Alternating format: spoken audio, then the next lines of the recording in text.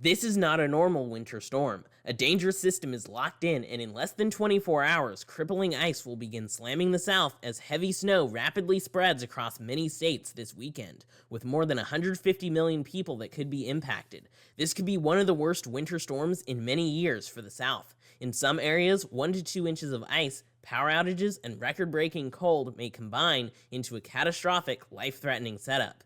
In this update, I'll show you when it hits, where it's worst, and what happens next. The National Weather Service already has winter storm warnings in place from eastern New Mexico across much of Texas, all of Oklahoma, extending all the way through the Mid-South into eastern Kentucky. There's ice storm warnings across northern Mississippi and a little bit of Tennessee. This is where the ice accumulation actually looks like it's going to be the worst, where there could be over an inch of ice in some places, and that could be extremely damaging, shutting down power for several days. There's winter storm watches in place going all the way into the Carolinas. Those will probably be upgraded to winter storm warnings as we go a little bit closer to the weekend. We're going to have winter storm warnings for the Northeast as well, as they're going to have a lot of heavy snowfall, and there's going to be significant potential for dangerous freezing rain accumulations in the Appalachians, the Carolinas, and also parts of Virginia.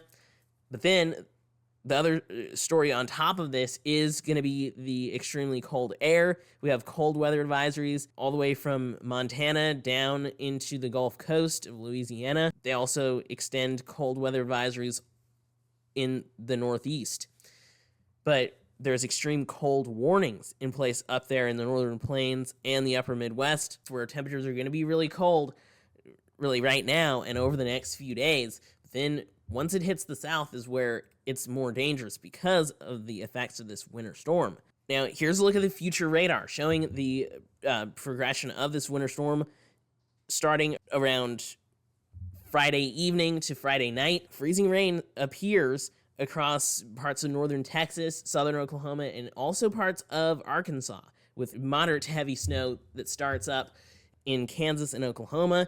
Now, interestingly enough, the current model data shows that it starts off as rain across Dallas and other parts of Texas, but then at some point, the freezing rain does hit. So by the time we get into Saturday morning, we have freezing rain happening across Dallas. We have more freezing rain in Arkansas, extending into the south. So this does ramp up pretty quickly, and then it will last for an extended period of time, which makes things more dangerous. We have that heavy snow to the north, but the freezing rain part is most concerning, bringing those dangerous power outages and also damage to trees. As we go through Saturday between Texas and Arkansas, it might lighten up for a little bit, but then it's going to ramp back up. This really just explodes into a very serious situation going through Saturday night. Very heavy freezing rain going from northeastern Texas all the way through Kentucky. But the heaviest freezing rain is going to be here across Memphis, parts of northern Louisiana, northwestern Mississippi, even Tennessee, looking at some heavy freezing rain. Then, of course, very heavy snow to the north of this, where we're going to see over a foot of snow in a lot of places.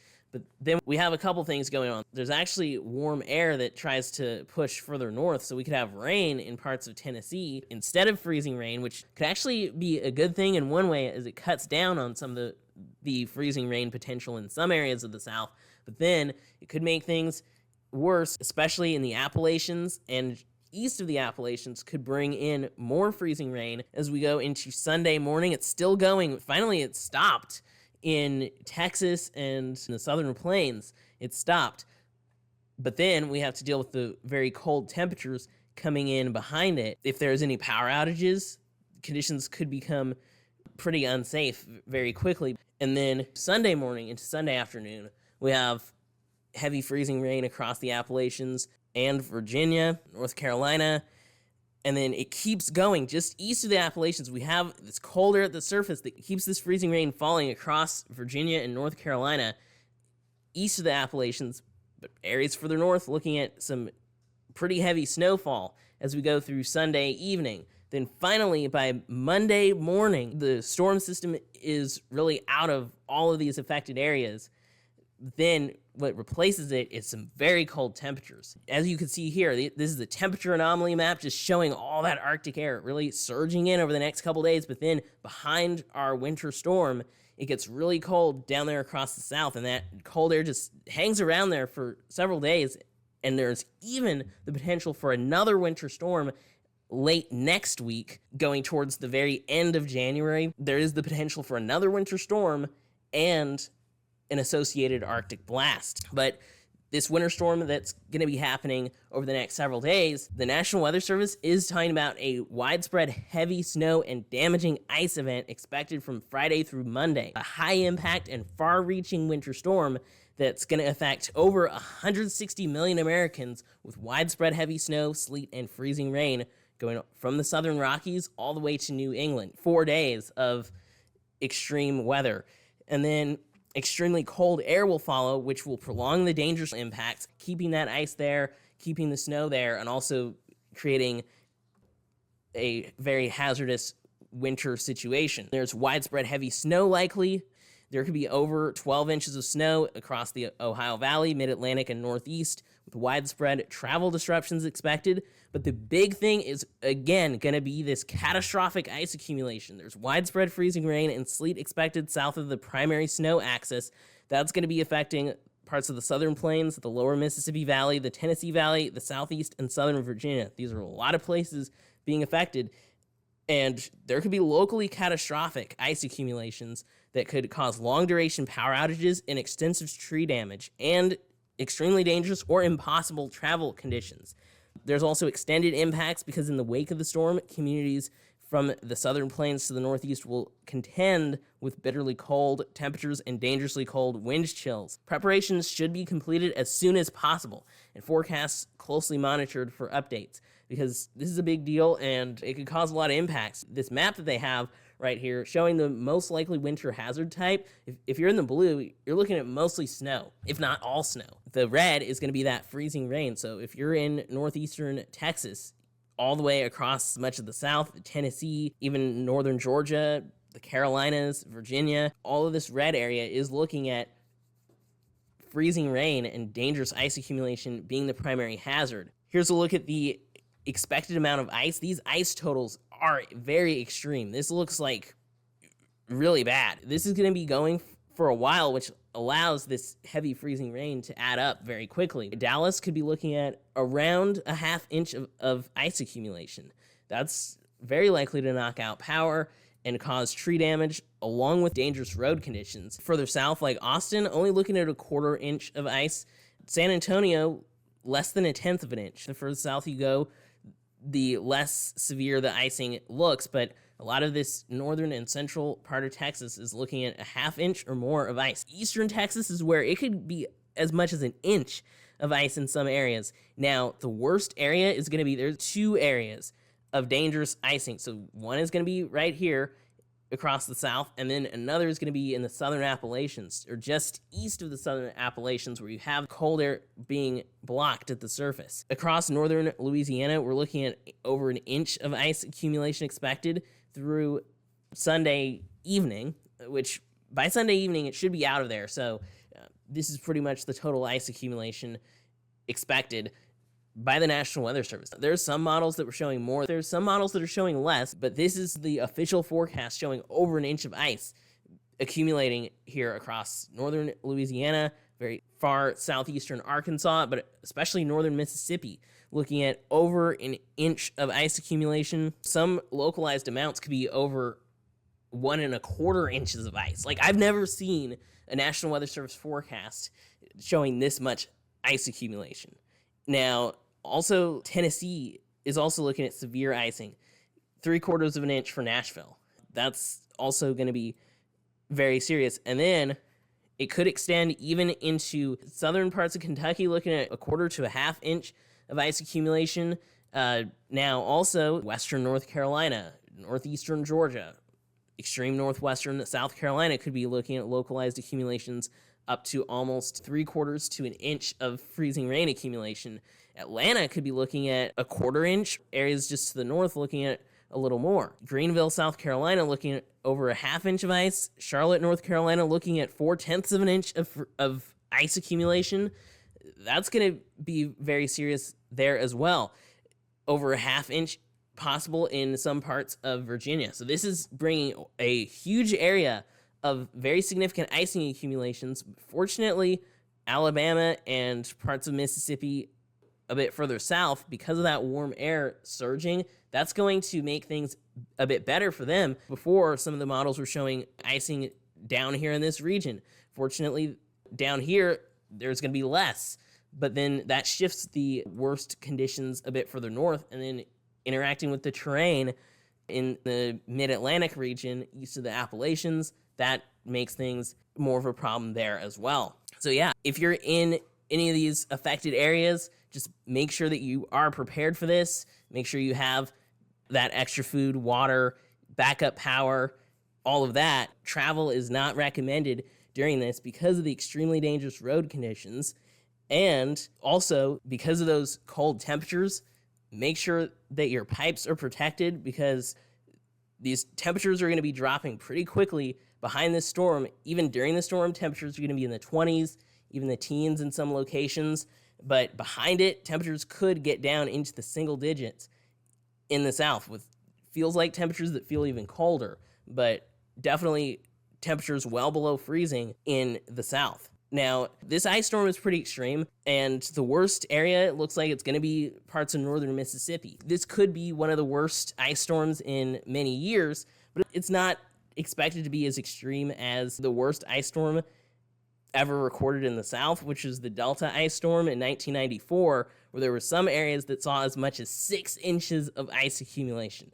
Like, we're not expecting anything that extreme, but still, this one is going to be pretty serious. Now, here's a look at the total snowfall, because north of that freezing rain, we're going to see a lot of snow, which will cause travel impacts, closed roads, all of that. Not the destructive impacts of freezing rain, but still a lot of winter weather conditions. We have a huge area going all the way from the northern Texas panhandle, or even you could argue eastern New Mexico, seeing up to a foot of snow going all the way across into the Ohio Valley, where there could be closer to 1.5 feet of snow. And then the Northeast, where there's the potential, especially further inland in the Northeast, there could be over 2 feet of snowfall, especially in upstate New York. According to the latest Euro model, they're showing very heavy snowfall there. Now, just to the south, there's going to be that cutoff where it starts to mix in with a lot of freezing rain, a steep drop-off from that over a foot of snow area down to maybe only a couple inches, where there's going to be a wintry mix. The forecast model shows freezing rain falling, but there in some areas there's going to be a mixture of snow, freezing rain, and sleet. A wintry mess, literally, as they call it. There's the potential for a little bit of snow, like Dallas could see maybe 2 to 4 inches, Little Rock could see around 3 inches of snow, Memphis 4 inches, places like that. But there's going to be more freezing rain associated with it too. The heaviest snowfall is going to be just to the north of all of this extreme icing zone. But then remember, another thing is going to be that behind this storm, there's going to be that extreme cold that's going to last for several days, especially right after the storm. This weekend into the early part of next week, there's going to be some extremely cold temperatures, but then it could be very cold even through the end of January, with a secondary Arctic blast that is being forecasted. So yeah, the cold is going to expand this weekend with frigid temperatures into the eastern 2/3 of the U.S., sub-zero lows spreading from the northern and central plains into the northeast through Sunday. But the bitter cold will reach the western Gulf Coast on Saturday and spread eastward through Tuesday, with numerous record lows expected. So this is going to bring historically cold temperatures to a lot of places, also with gusty winds and dangerous wind chills, especially up there in the northern plains with negative 50-degree wind chills. But then it could even get into the south. These well below normal temperatures are likely to continue through the rest of January into early February, and there's a high risk of much below normal temperatures from January 30th to February 1st, and that's that secondary Arctic blast. These wind chills will pose a life-threatening risk of hypothermia and frostbite. Additionally, any power outages caused by a winter storm this weekend could prolong and compound this risk. Ensure that pets and animals have protection from the cold. as well. Here's a look at those actual temperatures on the GFS model. We could see that Friday evening, Friday night, you could see sub-zero temperatures in the negative 10s, negative 20s up there across the northern plains and the upper Midwest. And it's even stretching into the Northeast, like they said. But notice we have that warm air surging up in Florida with highs in the 80s, high temperatures in the 70s along the Gulf Coast. But then behind it is all this cold air during the winter storm with temperatures in the teens and low 20s. It really moves in, especially in the plains, moving down into Texas with temperatures in the single digits, if not basically around zero, which could set some records. And then it gets even colder. That cold air expands on Monday night. We're looking at temperatures significantly below zero on top of all that icing and where all that snow and ice was. That could reinforce some of those very cold temperatures. And then that pushes off to the east. But then notice there's more cold air that could come down again as we go towards the very end of next week into next weekend, Saturday, January 31st. Another Arctic blast and even a winter storm along with that. We'll have to see what happens there. That forecast is definitely out in a more long-range time frame, but I'll be watching that one as well. And of course, this is bringing in those record low temperatures. You could see all these record low high temperatures further north, but then they expand further southward. So this is going pretty much over all of the eastern 2/3 of the U.S. Record low high temperatures on Friday and Saturday as this winter storm comes in. Again, high temperatures in the teens and 20s, where the normal high should be in the 50s probably. And then Sunday, same thing, starts expanding further east and then hits the mid-Atlantic region. But the low temperatures are also going to be really cold. You can see some record low temperatures on Friday, Saturday, and then Sunday down in Texas. This is where those cold temperatures really push down to the south and east. And the temperatures will feel like they're even colder, which makes it very dangerous. Sunday night, we could see low temperatures by Monday morning, feeling like it's -2 in Dallas, feeling like it's maybe 15 in San Antonio, feeling like it's -12 in Oklahoma City, feeling like in the -20s or -30s out there in the Central Plains, and then up in Minnesota, feeling like -35, Chicago feeling like -14, but it feels colder in Oklahoma City than it does in the Northeast, perhaps. So that's going to be very significant as we go into the low temperatures on Tuesday. It starts pushing further east. So that's going to be pretty interesting because then it starts to push towards the east where we can have sub-zero wind chills well below zero, feeling like -25 in the Ohio Valley and parts of the Northeast, while still feeling like it's in the teens or single digits across the South. So still pretty cold. Maybe even after these very extreme cold temperatures are out of there, possibly by the middle of next week, it's still going to feel pretty cold in these regions.